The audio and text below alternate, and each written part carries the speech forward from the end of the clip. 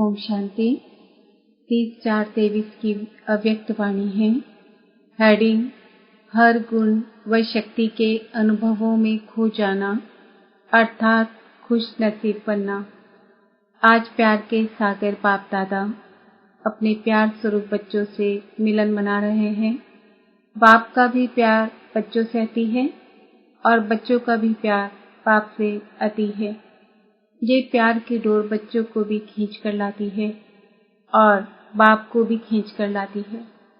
बच्चे जानते हैं कि ये परमात्मा प्यार कितना सुखदायी है। अगर एक सेकंड भी प्यार में खो जाते हो तो अनेक दुख भूल जाते हैं, सुख के झूले में झूलने लगते हो, ऐसा अनुभव है ना।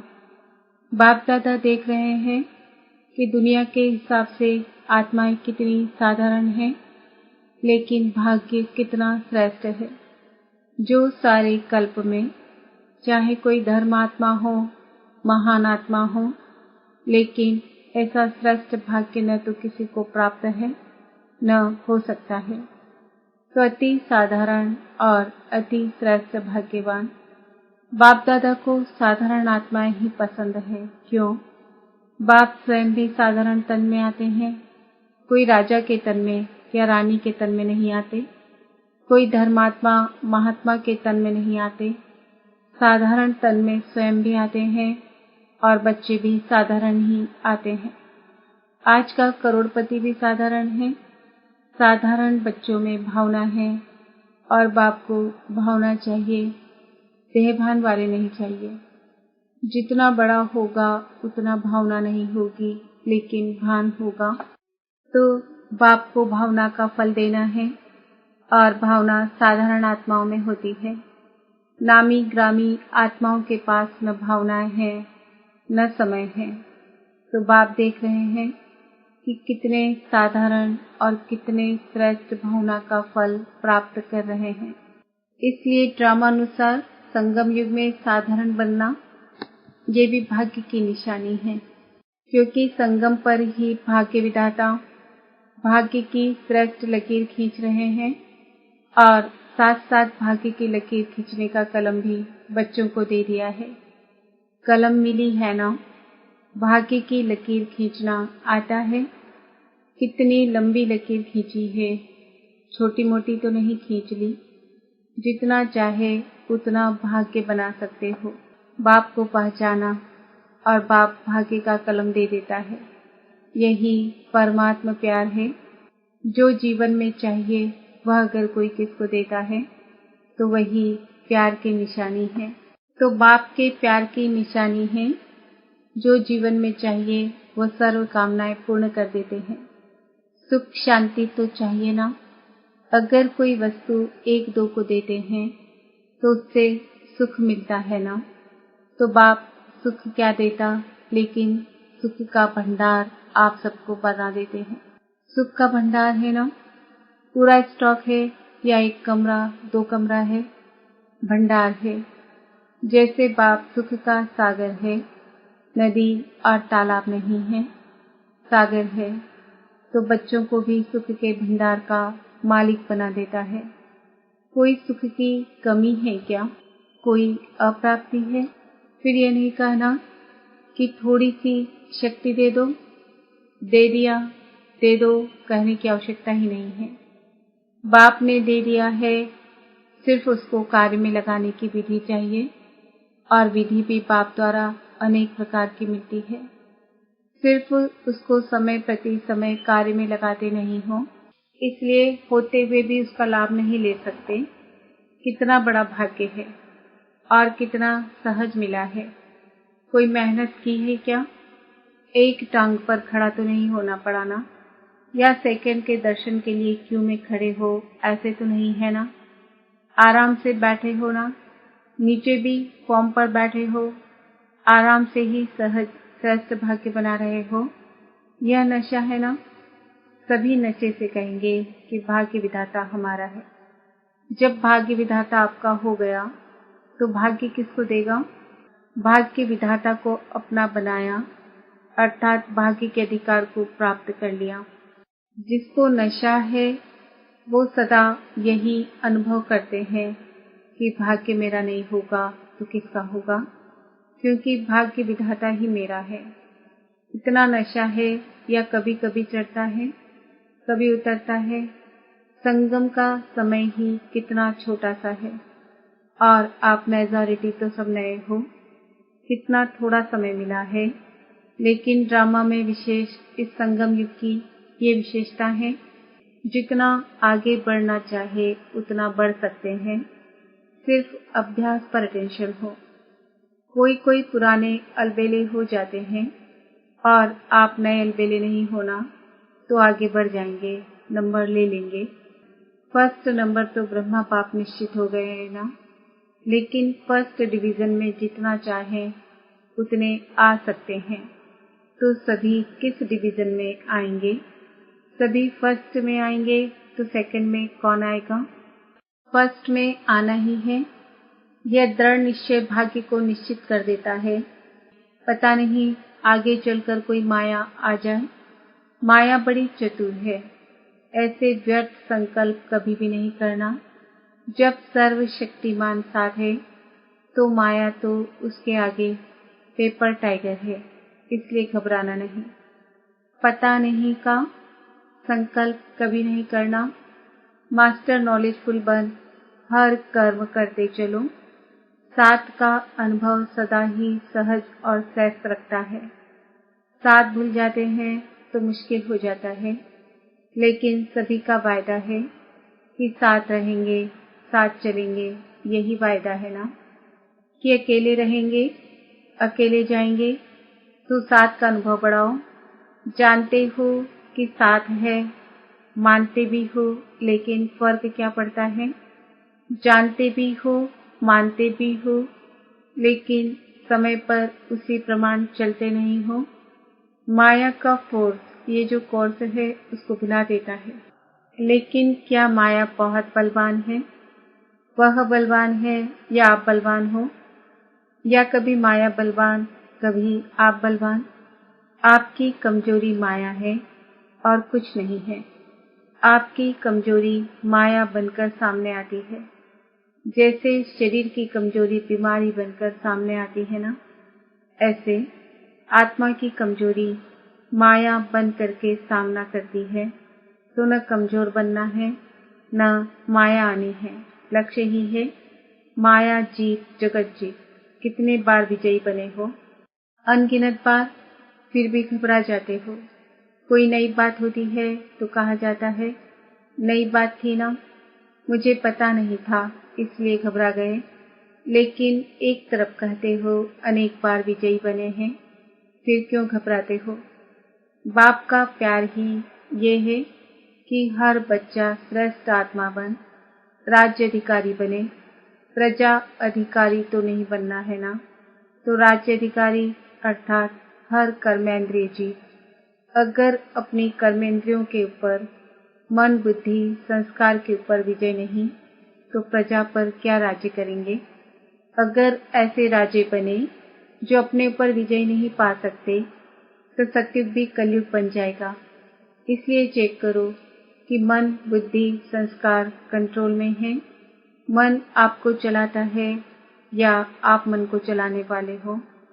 जब ये कंप्लेन करते हो कि मेरा मन आज लगता नहीं, मेरा मन आज भटक रहा है, तो ये मन जीत हुए।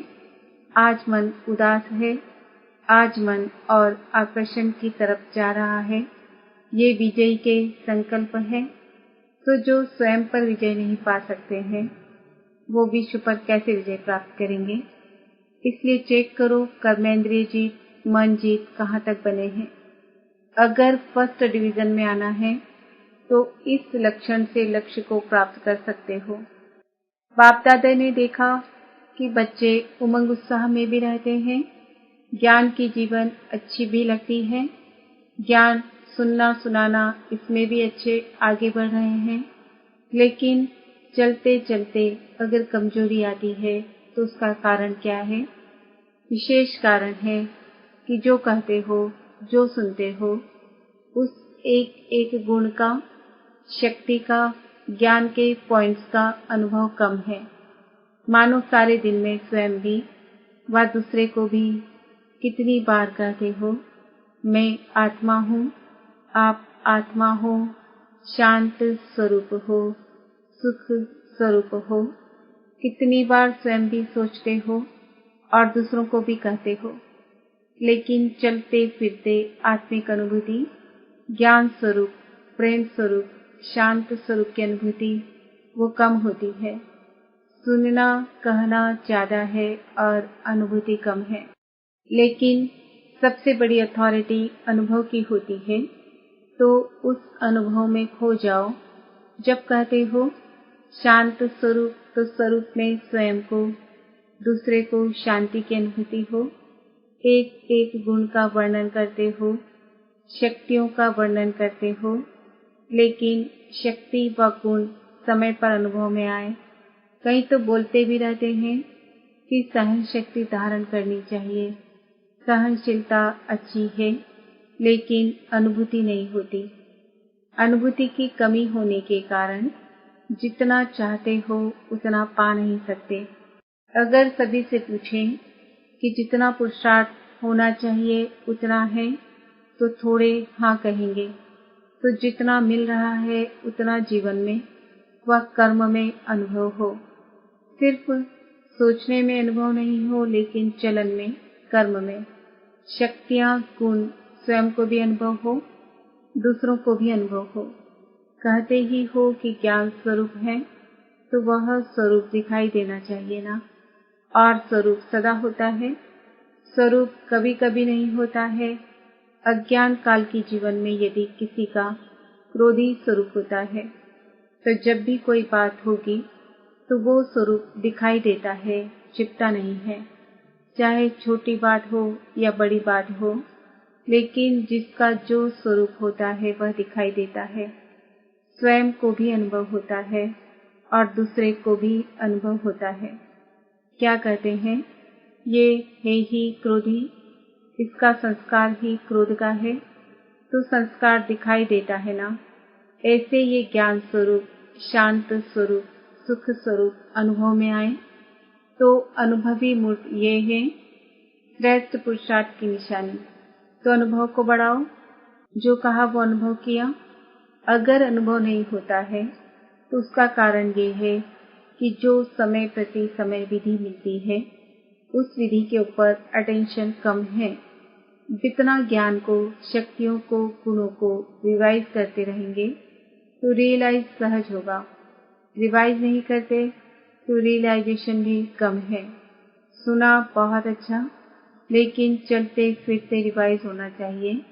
जैसे दुनिया वाली कहते हैं कि कर्म ही योग है। कर्म और योग अलग नहीं मानते, कर्म ही योग मानते हैं। कर्म से योग लगाना, इसी को ही कर्म योग समझते हैं। लेकिन कर्म और योग दोनों का बैलेंस चाहिए। कर्म में बिजी रहना योग नहीं है। कर्म करते योग का अनुभव होना चाहिए। कर्म में बिजी हो जाते हैं तो कर्म ही श्रेष्ठ हो जाता है, योग किनारे हो जाता है। चलते चलते यही अलबेलापन आता है, तो कर्म में योग का अनुभव होना, इसको कहा जाता है कर्म योग। मूल बात है अनुभवी स्वरूप बनो। एक एक गुण के अनुभव में खो जाओ, शक्ति स्वरूप बन जाओ। आपके स्वरूप से शक्तियां दिखाई दे। अभी भी देखो, अगर कोई में कोई विशेष शक्ति होती है तो उसके लिए कहते हो ये बहुत सहनशील स्वरूप है, इसमें समाने की शक्ति बहुत दिखाई देती है। तो कोई में दिखाई देती है, कोई में नहीं, और कभी दिखाई देती है, कभी नहीं। तो अटेंशन कम हुआ ना। तो हर शक्ति, हर गुण, हर ज्ञान की पॉइंट आपके स्वरूप में अनुभव करें। और वो तब होगा जब पहले स्वयं का अनुभव होगा।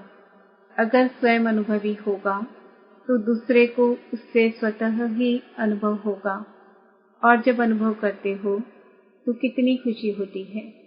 एक सेकंड भी अगर किसी गुण व शक्ति का अनुभव होता है तो कितनी खुशी बढ़ जाती है। और जब सदा अनुभवी स्वरूप होंगे तो सदा चेहरे पर खुशी की झलक, खुश नसीब की झलक अनुभव होगी। तो अनुभव को बढ़ाओ। विधि तो स्पष्ट है ना? अच्छा, सभी खुश नसीब तो हो ही, लेकिन विशेष खुशी मनाने आए हो तो सबको खुशी मिली है। सब आराम से रहे हुए हो। मन आराम में है तो तन को आराम मिल ही जाता है। ये तो होना ही है। शास्त्रों में तो पटरानी और पटराजा का बड़ा गायन है। आप तो बहुत सहज बन गए। जहाँ भी रहे हुए हो वहाँ खुश हो, कोई तकलीफ नहीं है और बुलाएं। खुशी की खुराक खाओ और अखंड योग करो, फिर तो सभी आ सकते हैं। करेंगे, थक नहीं जाएंगे, भूख नहीं लगेगी। 7 दिन नहीं खाएंगे, 7 दिन खाना नहीं मिलेगा।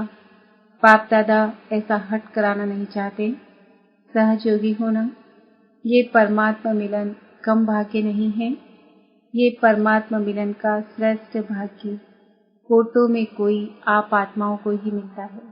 भक्ति में तो जड़ चित्र मिलता है और यहाँ चैतन्य में बाप का बच्चों से मिलते भी हैं, रूह ध्यान भी करते हैं। तो ये भाग्य कोई कम है। फिर भी आप सब लकी हो।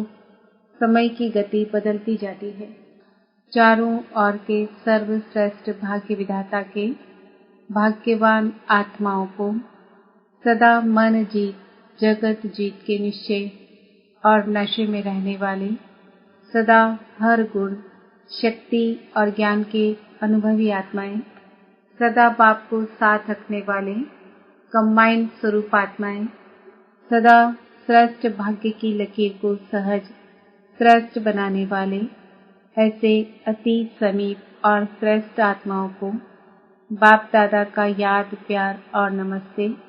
हम बच्चों का भी बाप दादा को याद, प्यार, गुड मॉर्निंग, नमस्ते, ओम शांति। वरदान, वाणी और मनसा दोनों से एक साथ सेवा करने वाले सहज सफलता मूर्त भव। वाचा के साथ साथ संकल्प शक्ति द्वारा सेवा करना, यही पावरफुल अंतिम सेवा है। जब मनसा सेवा और वाणी की सेवा दोनों का कंबाइंड रूप होगा तब सहज सफलता होगी। इससे दुगुनी रिजल्ट निकलेगी। वाणी की सेवा करने वाले तो थोड़े होते हैं, बाकी रेख देख करने वाले दूसरे कार्यों में जो रहते हैं उन्हें मनसा सेवा करनी चाहिए। इससे वायुमंडल योगयुक्त बनता है।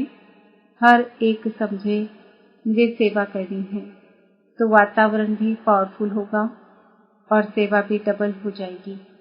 स्लोगन, सदा एक रस स्थिति के आसन पर विराजमान रहो तो अचल अडोल रहेंगे। आज का समान है। मैं आत्मा सहज सफल